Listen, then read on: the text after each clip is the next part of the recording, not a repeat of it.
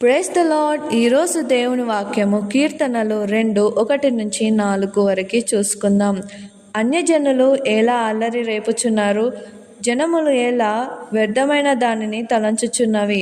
మనము వారి కట్లు తెంపుదాము రండి, వారి పాశములను మన యొద్ద నుండి పారవేయుదము రండి అని చెప్పుకొనుచు భూరాజులు యెహోవాను ఆయన అభిషిక్తునికి విరోధముగా నిలువబడుచున్నారు.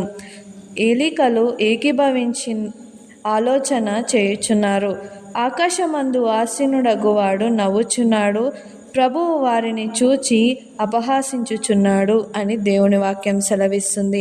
ఇక్కడ మనం 1వ వచనం నుంచి 4వ వచనం వరకు మనం చూసుకున్నట్లయితే అన్యజనులు ఎలా అల్లరి రేపుచున్నారు అంటే మనము ఈ డేస్లలో మనం చూడొచ్చు. అంటే మనం ప్రపంచంలో అంతా ఏ విధంగా అల్లరి రేపుచున్నారో మనం చూడవచ్చు.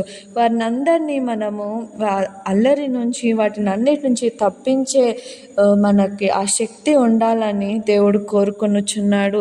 జనములు ఎలా వ్యర్థమైన దానిని తలంచుచున్నారు అనంటే నిజముగా ఈ కాలంలో ఎంతమందో వ్యర్థమైన దాని గురించి ఆలోచిస్తున్నారు, కానీ ఏదైతే అవసరమో దాని గురించి ఆలోచిస్తలేరు.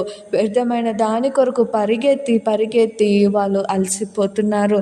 మరి మనము భూరాజులు యెహోవాకు ఇంకా అభిషిక్తునికి ఎంతో విరోధముగా ఉంటున్నారు. ఈ కాలంలో భూరాజులు అనంటే ఇప్పుడు ఈ ప్రపంచాన్ని ఏలుతున్న వారందరూ ఎంతో వ్యతిరేకంగా దేవునికి ఉంటున్నారు.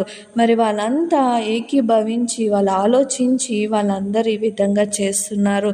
మరి ఈ విధంగా చేస్తున్నప్పుడు దేవుని బిడ్డలుగా మనం ఏం చేయాలంటే ప్రార్థన చేయాలి.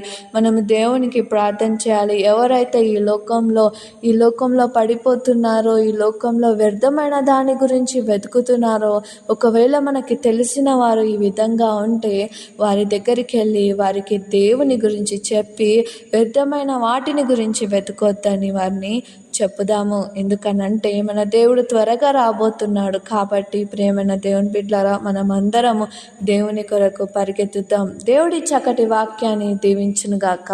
ఆమెన్.